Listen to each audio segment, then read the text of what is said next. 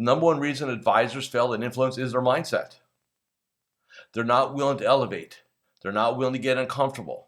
They're not willing to ask a different set of questions of themselves than others. And you just can't show up and hope something happens.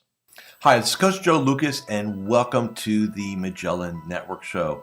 My goal inside of this communication, this show, is to share with you my nearly 30 years of coaching some of the most successful financial advisors in North America. We're going to be talking about strategies, syntaxes. We're going to be bringing guests on from time to time, and I'm going to share with you what's working now. So think of this show as sort of like a little one-on-one kind of mini coaching cast, if you like, where we're going to be going in depth from time to time on strategies to help you grow your business, get more effective, become more efficient, find balance in your time management, grow your business, and quite frankly, whatever else is going on in the world today. So before we get to today's episode, I'd love for you to do a couple things for me. Number one, make sure that if you're watching this on YouTube, that you subscribe to our YouTube channel. If you're doing the audio, make sure that you give us a review on whether Spotify or Apple. We'd really appreciate that. And quite frankly, that does help. It does matter when you rate things and like things and subscribe to things. It helps us get the word out to more of the industry. And lastly, I have a very special gift for you. Go to MagellanNetwork.net, so one word, MagellanNetwork.net, and I have for you a complimentary membership, 100% gratis, where you can tap into about between 50 and 75 hours of masterclasses, forms, tools, templates, and strategies. So please go ahead and make sure you go ahead and get that claimed. Smash the like button and subscribe. And please go ahead and leave us a review on whatever podcasting platform you're on. And now, let's get to this week's episode. Hi, it's your Coach Joe Lucas, and welcome to part number 2 of our 3-part series on how to influence, persuade, and coach clients and prospects while never feeling like a pushy salesperson. This 3-part program is really an overview of our soon upcoming Get the Yes 2.0 masterclass and live stream, which you can find information on in this link in the email that you've got here. The live event, the physical event in Orlando is sold out. So the only option you have right now is to come join us on the live stream. So in this episode, let's talk about why advisors fail. Why are we not rock stars at the game of influence, right? And there's a lot of different reasons for that. And what I'm going to talk to you guys about in this episode is really, it's about you. See, we can sit here and talk about techniques, and we can have, we can tell the narrative, well, that person was never going to sign up anyway. They were never going to do business with me. What's wrong with them and all that. And so in other words, we could be really, we could be deflective on all the reasons why we did not get a yes from somebody. But the primary reason, the truth, is you were just not in a position to persuade, to influence, and coach that person through a process where they would get exactly the outcome that they want, they need. It doesn't mean they're going to want to jump and do it, right? A lot of the influence is getting people to do things that are in their best interest when they don't want to.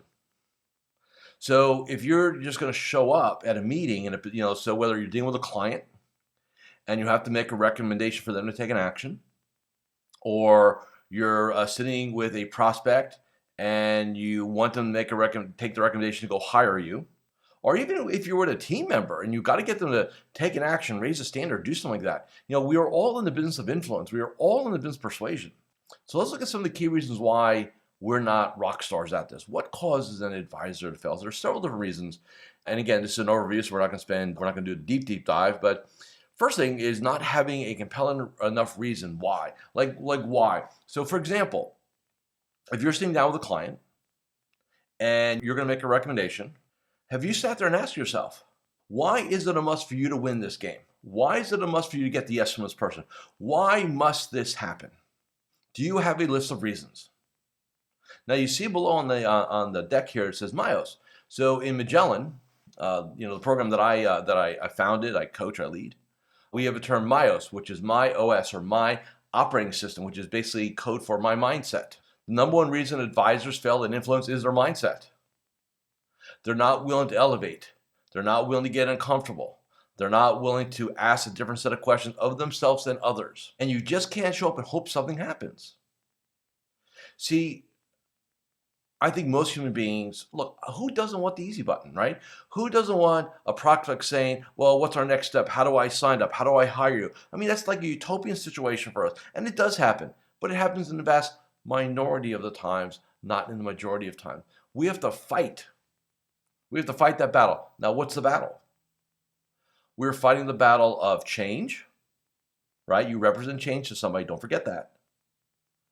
We're fighting the battle of fear of making a wrong decision. And sometimes we're just fighting apathy. It's okay.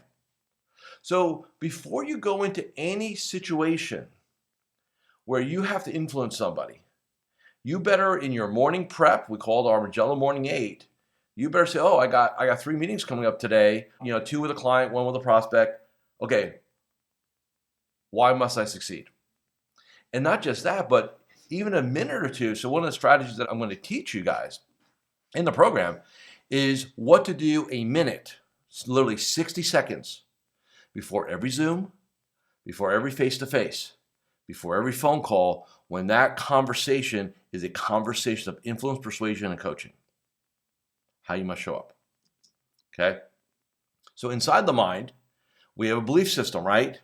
Belief system of what we believe. So, if we believe we're good, we're bad, we're sending, we're descending, we're lucky. And limiting belief system in this terminology comes into, especially sometimes when you're dealing with somebody that's a little outside your comfort zone, right? Maybe a higher net worth person. Oh, this person's probably not going to say yes, right? That's limiting belief, right? I don't know if I deserve the business. That's a limiting belief.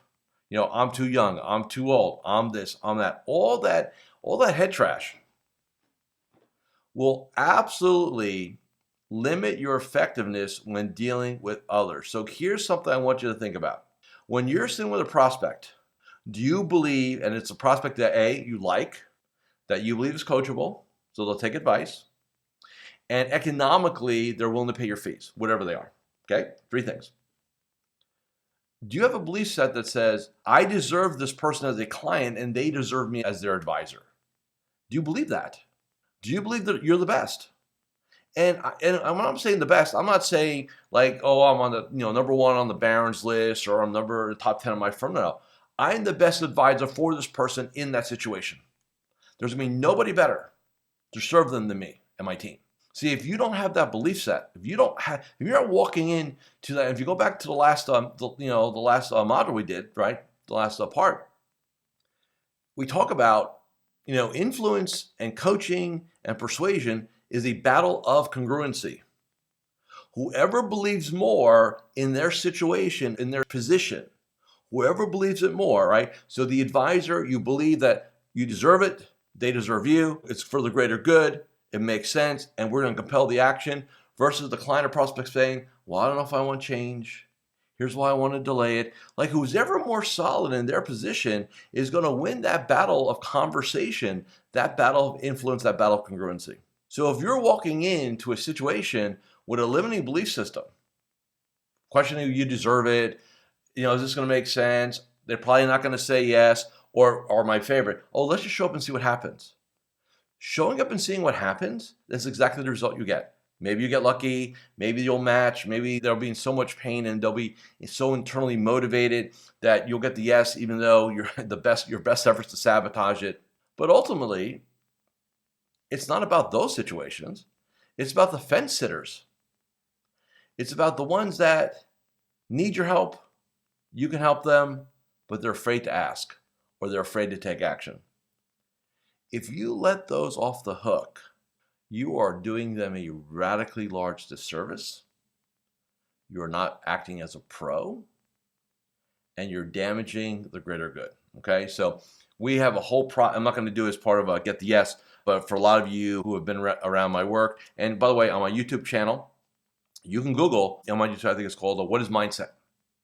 And I think it's literally a 90-minute masterclass. So I would encourage you to go do that, and you'll get what we're talking about when we talk about mindset in this context. Next, the ability to manage their state when facing adversity. Sorry, the one came a little early. So what does that mean, the inability to manage state? So look, when you're facing adversity, right, maybe you've got this big meeting and you didn't sleep well, or you're fighting with your spouse, or your key number 2's out sick, and you're facing some adversity, or maybe you just don't feel well, right? How are you going to rise to that occasion? See, what most advisors do is when they have adversity, and I'm talking about that, but there's adversity, there's market adversity, news adversity, economic adversity, political adversity, right? So if you have a person who needs your help and is self-motivated, that's not adversity. You just don't screw it up, right? Easy enough. But when you're in a situation where the person's trying, well, why should I hire this person? They seem good. I don't know. I'm talking to 3 or 4 other people, especially when you're in a competitive situation, you have a choice. State management, right? Now, what is state management? It's broken up into 2 places, your mindset and your body, i.e. energy levels, okay?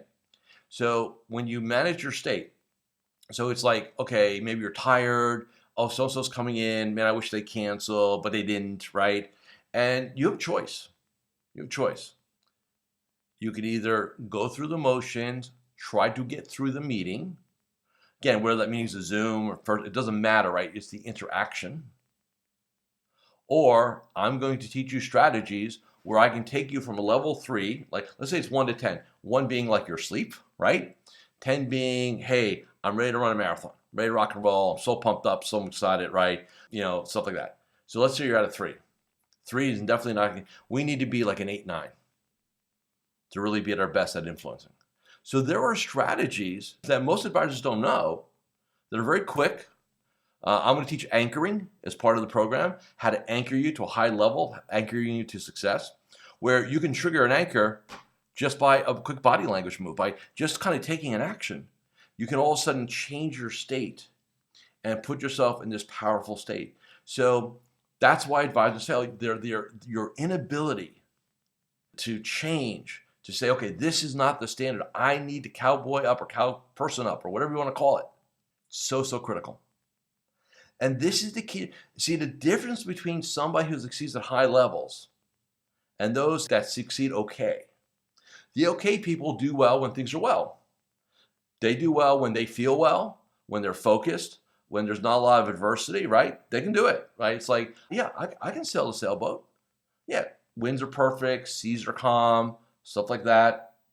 But man, when it's gale outside and the seas are up and you've got adversity, that is the difference between success and failure.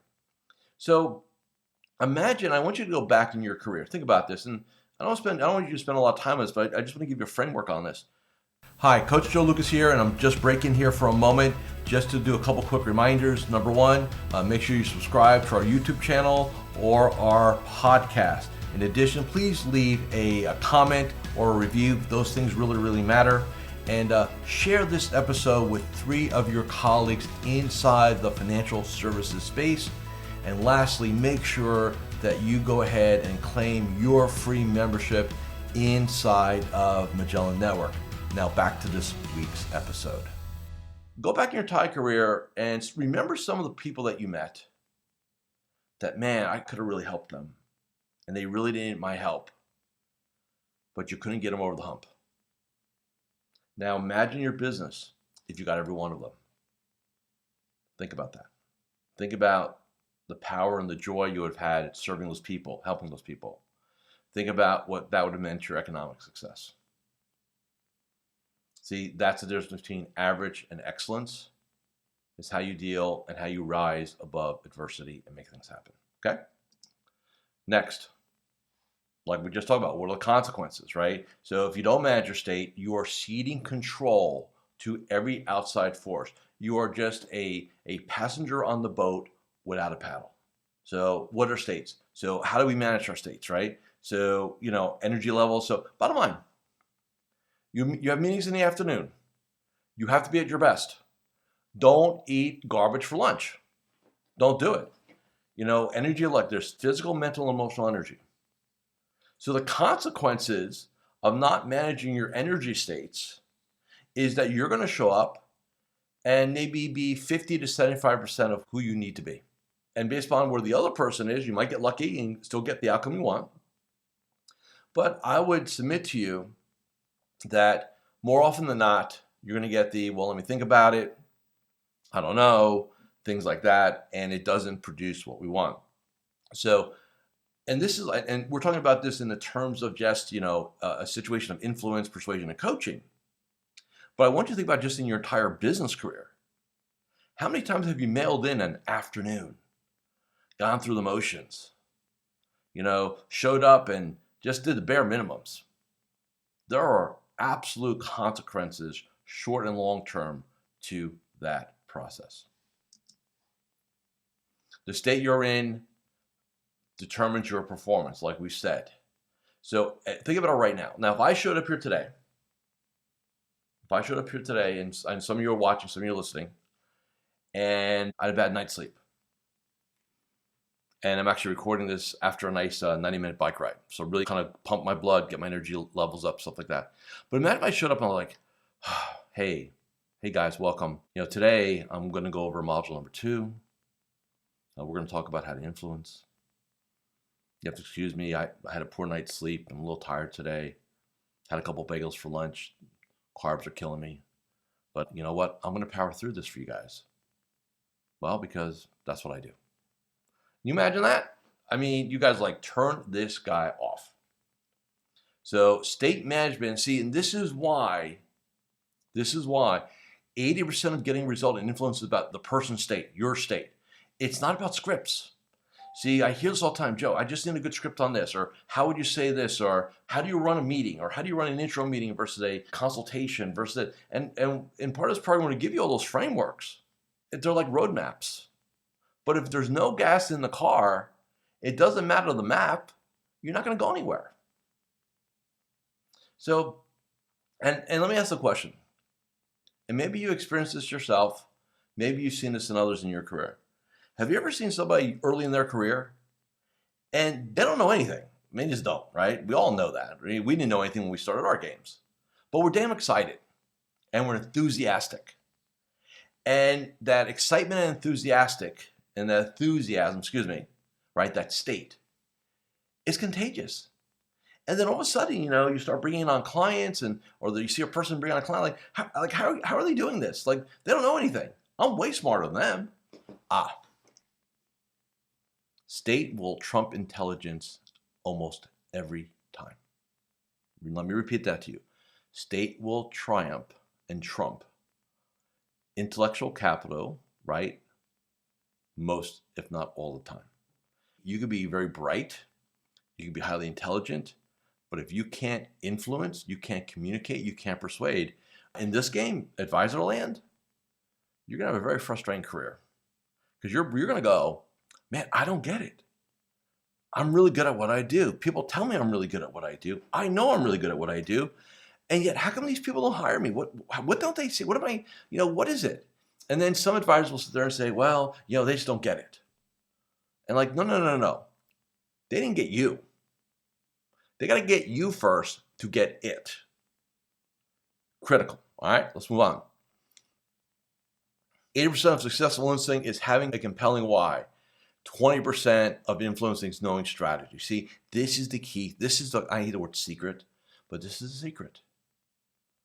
You the advisor, have got to have a list of compelling whys. Why to be excellent? Why to show up a certain way, right? Why are you doing what you do? Why do you deserve to be a success? Why do you deserve this new possibility for a client? What do you know? And yet, what does our industry talk about? Strategies. Hey, I need information. I need a script. No, dude, you don't need a script. You need to get excited about what you're doing, right? Scripting will help, right? But it's really about gas in the tank, right? Having that compelling why. And that is different for every person. So I'm not going to sit and say to you, oh, well, here is the reasons why you want to be successful. Those are my reasons, not yours. You have to have your reasons. So that's why we always talk about doing the mindset work Miles 1 and 2, and if you guys are familiar with my business, my Magellan vision process, it's really about why are you here? Why are you an advisor? Why do you deserve success? Why should people listen to you? Why should they give you money? Why should they pay you? Why? And if you don't have great answers for that, this is why you self-doubt. And when we have doubt, it's automatic incongruence. In other words, we're in sabotage city, basically. Okay? 20% of strategies to build rapport, strategies to uncover needs, strategies to uncover wants, strategies to uncover wounds, strategies to uncover buying patterns, decision-making patterns, information patterns, strategies to overcome objection, strategies to pre-frame, strategies to deframe, strategies to reframe. We're going to give you all the strategies. Strategies used, that's no problem. Like here they are. But think of strategies like tools, and you're the artist. Look, I can give somebody a paintbrush, and it could be the next coming of Picasso or Michelangelo. Or I can give somebody a paintbrush, and it's the second coming of a kindergartner. Right? Same tool, same everything, different human being. It's about who you are and how you're showing up. Okay? The one misconception a lot of people have about, I'll use the word sales because people hate that word anyway. A lot of people think, oh man, salespeople, you gotta be a really great closer, you gotta ask for the order. In my experience, if you gotta really push hard to close, you didn't do a good job. It's not about closing, it's about you have to lay the case of why the person needs to take the action for them. And then the 20% is just how we're going to communicate it. Like in your mind, you got to be able to know, and through a process of interviewing your prospects, even actually it's like interviewing your clients, we've got to understand what is, I'm asking you to come up with your why. Well, guess what? You're going to have to uncover and help them. A lot of times they don't know. See, this is the beauty of, that's why we call this a coaching program also. Part of the power you're going to have, if somebody, remember something, if a human being is confused, they cannot take an action. I'll repeat that. If a human being is confused, they cannot take an action. So part of what you're going to do in a coaching process is you're going to help the person that you're with, client, prospect, does not matter. I'm going to give you a framework to help them uncover their why. Once they get their why, then it's really just about strategies of how to make it happen. Right? And this is why, if you go back to the first part of this, my big concern, my big fear in our industry is what? We're relying on all these and these are cool tools, right? Financial planning software, asset map, behavioral finance stuff. I'm all good with it. They're tools. Okay, they're tools. Think of them like strategies. Okay? Those are the hows. And as an industry, we're relying on those tools, I think over-relying on those tools to make the case of why to hire us. And it's not about that. You got to be able to have a deep, meaningful, some cases emotional conversation with a prospect, with a client, with a husband, with a wife, with a spouse, with a couple, and speak to both to help them get clarity on their why. Then you just got to put the strategies in front of them, and they will take the action. Why? Because human beings are compelled to take action when they deem it is in their best interest, and they are clear, they are congruent, they are future focused, future paced, and they are compelled to take action. But that's not what most advisors do. They talk about information, right? We want to be careful about that.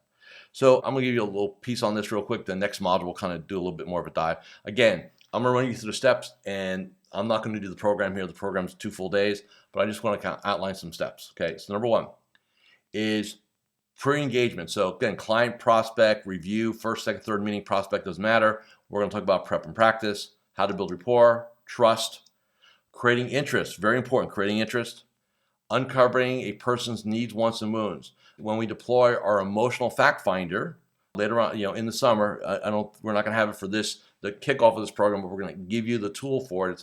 It's a editable PDF. You're going to understand all your client prospects, needs, wants, and wounds, right? We're going to do that. We're going to talk about change threshold. Everybody's got threshold, and I want you to think about it yourself when you need to do something, but you're afraid to take the action, you're incongruent, whatever, and then something happens. A condition is met, a threshold is crossed, and you're ready to take action. We're going to talk about emotional linking to your recommendation. You cannot make a recommendation to a human being and not link it to a need, want, wound. Simple rule. So write this down, even if you don't show up, even if you don't come to the program. Every recommendation that you make must be linked specifically to a need, a want, or a wound.